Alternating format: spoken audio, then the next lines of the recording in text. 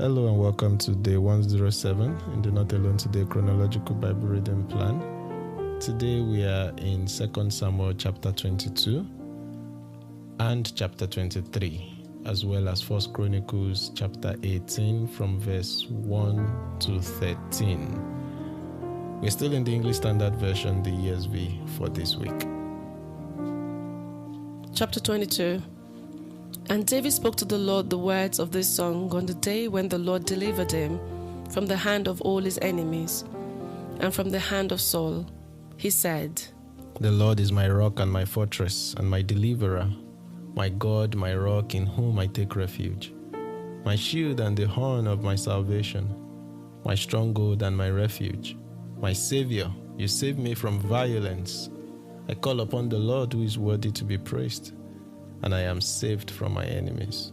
For the waves of death encompassed me, the torrents of destruction assailed me, the course of Sheol entangled me, the snares of death confronted me. In my distress I called upon the Lord, to my God I called. From his temple he heard my voice, and my cry came to his ears. Then the earth reeled and rocked, the foundations of the heavens trembled and quaked, because he was angry. Smoke went up from his nostrils and devouring fire from his mouth. Glowing coals flamed forth from him. He bowed the heavens and came down. Thick darkness was under his feet. He rode on a cherub and flew. He was seen on the wings of the wind. He made darkness around him his canopy. Thick clouds, a gathering of water. Out of the brightness before him, coals of fire flamed forth. The Lord thundered from heaven, and the Most High uttered his voice. And he sent out arrows and scattered them, lightning and routed them. Then the channels of the sea were seen, and foundations of the world were laid bare at the rebuke of the Lord, at the blast of the breath of his nostrils. He sent from on high, he took me, he drew me out of many waters. He rescued me from my strong enemy, from those who hated me, for they were too mighty for me. They confronted me in the day of my calamity, but the Lord was my support. He brought me out into a broad place. He rescued me because he delighted in me. The Lord dealt with me according to my righteousness. According to the cleanness of my hands, he rewarded me. For I have kept the ways of the Lord, and have not wickedly departed from my God. For all his rules were before me, and from his statutes I did not turn aside. I was blameless before him, and I kept myself from guilt. And the Lord has rewarded me according to my righteousness and according to my cleanness in his sight. With the merciful you show yourself merciful. With the blameless man you show yourself blameless. With the purified you deal purely. And with the crooked you make yourself seem tortuous. You save a humble people, but your eyes are on the haughty to bring them down. For you are my lamp, O Lord, and my God lightens my darkness. For by you I can run against a troop, and by my God I can leap over a wall. This God, his way is perfect. The word of the Lord proves true. He is a shield for all those who take refuge in him. For who is God but the Lord? Who is a rock except our God? This God is my strong refuge, and has made my way blameless. He made my feet like the feet of a deer, and set me secure on the heights. He trains my hands for war, so that my arms can bend a bow of bronze. You have given me the shield of your salvation, and your gentleness made me great. You gave me a wide place for my steps under me, and my feet did not sleep. I pursued my enemies and destroyed them, and did not turn back until they were consumed. I consumed them, I thrust them through, so that they did not rise, they fell under my feet. For you equipped me with strength for the battle. You made those who rise against me sink under me. You made my enemies turn their backs to me, those who hated me, and I destroyed them. They looked, but there was none to save. They cried to the Lord, but he did not answer them. I beat them fine as the dust of the earth. I crushed them and stamped them down like the mire of the streets. You delivered me from strife with my people. You kept me as the head of the nations. People whom I had not known served me. Foreigners came cringing to me. As soon as they heard of me, they obeyed me. Foreigners lost heart and came trembling out of their fortresses. The Lord lives, and blessed be my rock, and exalted be my God, the rock of my salvation. the God who gave me vengeance and brought down peoples under me, who brought me out from my enemies. You exalted me above those who rose against me. You delivered me from men of violence. For these I will praise you, O Lord, among the nations, and sing praises to your name. Great salvation he brings to his king, and shows steadfast love to his anointed, to David and to his offspring forever. Chapter 23. Now these are the last words of David. The oracle of David, the son of Jesse, the oracle of the man who was raised on high, the anointed of the God of Jacob, the sweet psalmist of Israel. The Spirit of the Lord speaks by me. His word is on my tongue. The God of Israel has spoken. The Rock of Israel has said to me, when one rules justly over men, ruling in the fear of God, he dawns on them like the morning light, like the sun shining forth on a cloudless morning, like rain that makes grass to sprout from the earth. For does not my house stand so with God? For he has made with me an everlasting covenant, ordered in all things and secure. For will he not cause to prosper all my help and my desire? But worthless men are all like thorns that are thrown away, for they cannot be taken with the hand. But the man who touches them harms himself with iron and the shaft of a spear, and they are utterly consumed with fire. These are the names of the mighty men whom David had. Josheb-Basshebeth, a Tachimonite. He was the chief of the three. He wielded a spear against 800 whom he killed at one time. And next to him among the three mighty men was Eleazar the son of Dodo, son of Ahohi. He was with David when they defied the Philistines who were gathered there for battle, and the men of Israel withdrew. He rose and struck down the Philistines until his hand was weary, and his hand clung to the sword. And the Lord brought about a great victory that day, and the men returned after him only to strip the slain. And next to him was Shammah, the son of Agi the Hararite. The Philistines gathered together at Lehi, where there was a plot of ground full of lentils, and the men fled from the Philistines. But he took a stand in the midst of the plot, and defended it, and struck down the Philistines, and the Lord worked a great victory. And 3 of the 30 chief men went down and came about harvest time to David at the cave of Adullam, when a band of Philistines was encamped in the valley of Rephaim. David was then in the stronghold, and the garrison of the Philistines was then at Bethlehem. And David said longingly, "Oh, that someone would give me water to drink from the well of Bethlehem that is by the gate." Then the 3 mighty men broke through the camp of the Philistines and drew water out of the well of Bethlehem that was by the gate, and carried and brought it to David. But he would not drink of it. He poured it out to the Lord and said, "Far be it from me, O Lord, that I should do this. Shall I drink the blood of the men who went at the risk of their lives?" Therefore he would not drink it. These things the 3 mighty men did. Now Abishai, the brother of Joab, the son of Zeruiah, was chief of the 30. He wielded a spear against 300 men, and killed them, and won a name beside the 3. He was the most renowned of the 30, and became their commander, but he did not attain to the 3. And Benaiah the son of Jehoiada was a valiant man of Kabzeel, a doer of great deeds. He struck down 2 Ariels of Moab. He also went down and struck down a lion in a pit on a day when snow had fallen. And he struck down an Egyptian, a handsome man.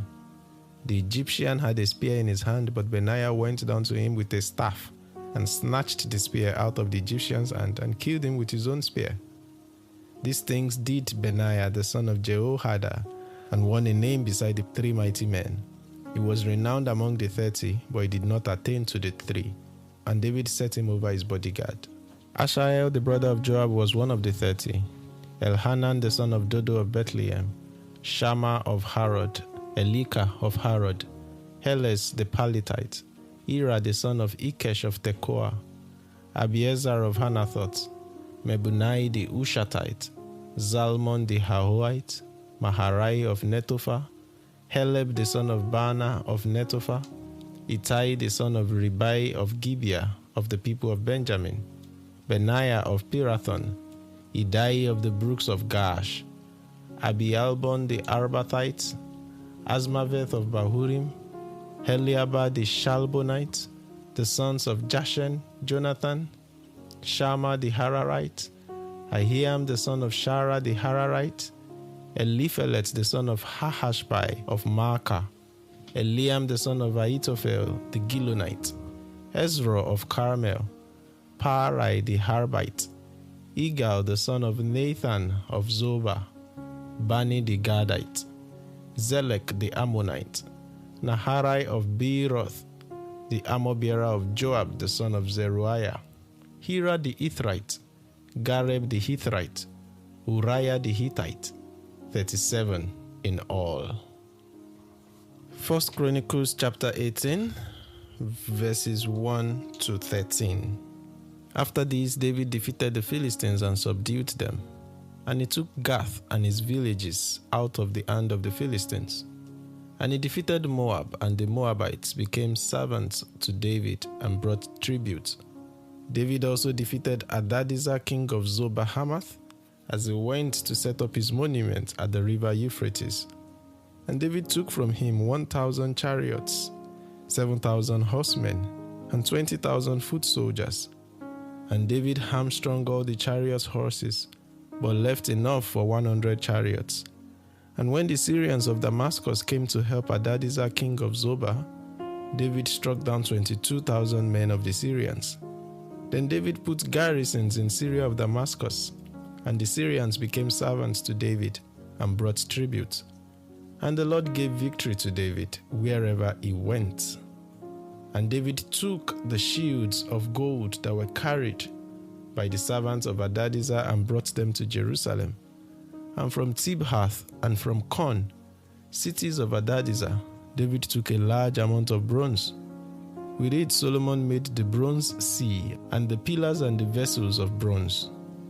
When Tou, king of Hamath, heard that David had defeated the whole army of Hadadezer, king of Zobah, he sent his son Hadoram to King David to ask about his health and to bless him because he had fought against Hadadezer and defeated him.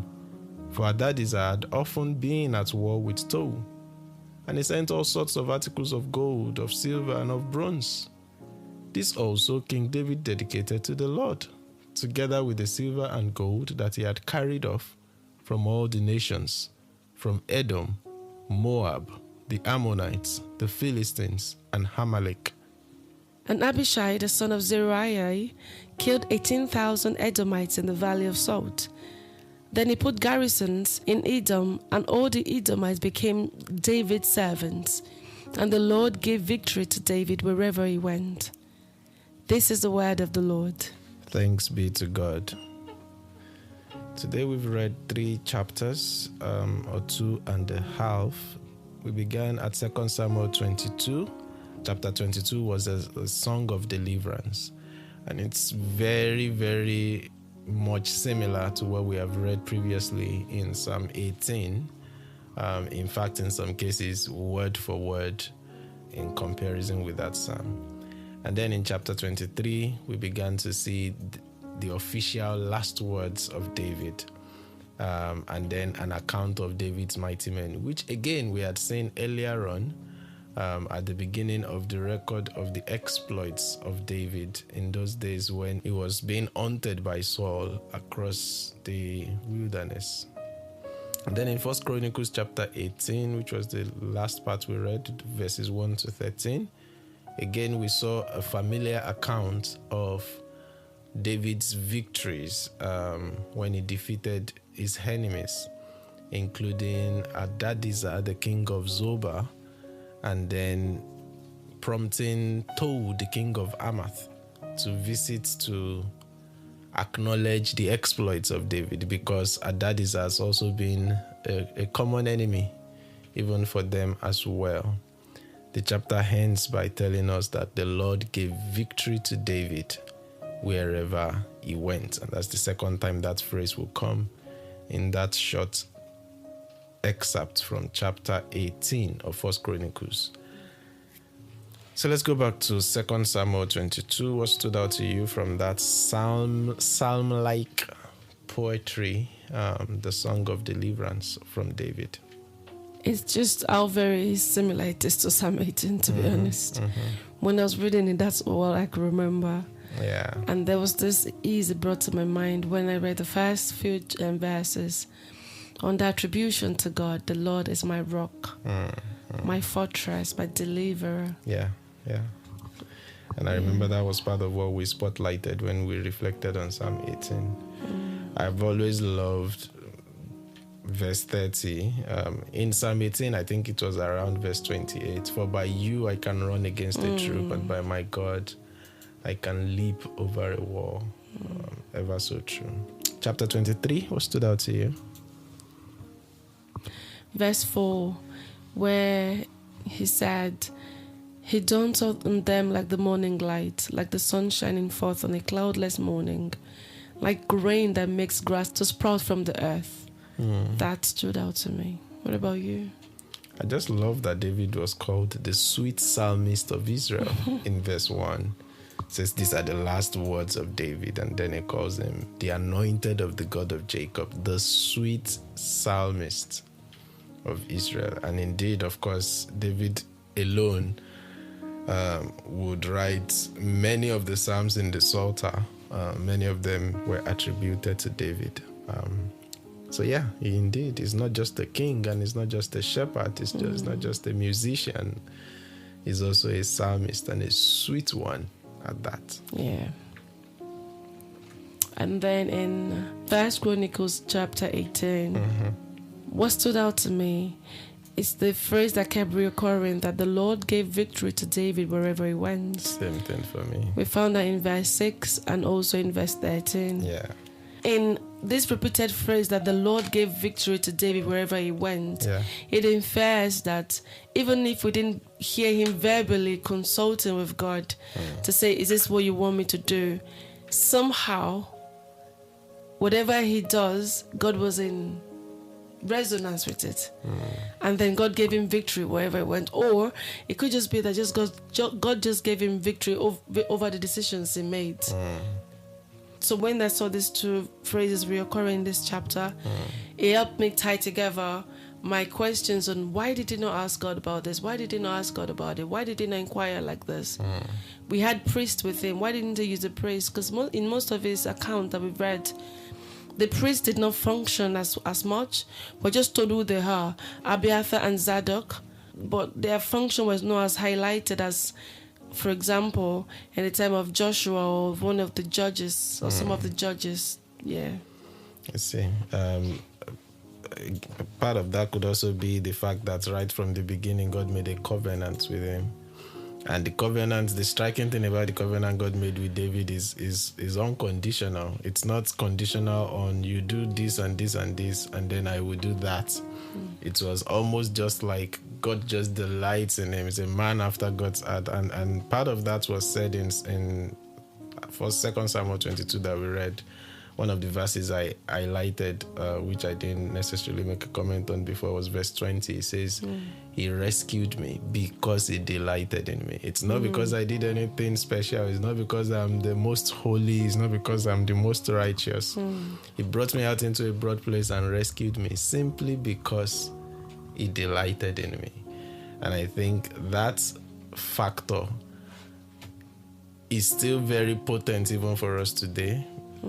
If we realize that we are standing in the righteousness of God and we are accepted in the beloved, then what David is saying here is very much true of us, because Jesus is the beloved Son of God. And in him we live, in him we move, in him we have our being. And so even when our hearts condemns us, we remind ourselves that God is greater than our hearts. And the same God that granted David victory wherever he went is still the same God working with us, in us, and for us. Yes. Amen. Amen. Thank you for joining us for day 107. We'll turn the page again on day 108 as we go back to the book of Psalms to see Psalm 60, and then we'll continue 1 Chronicles 18 and land on 2 Samuel 24. But till then, just remember, you're not alone. Today, God bless you.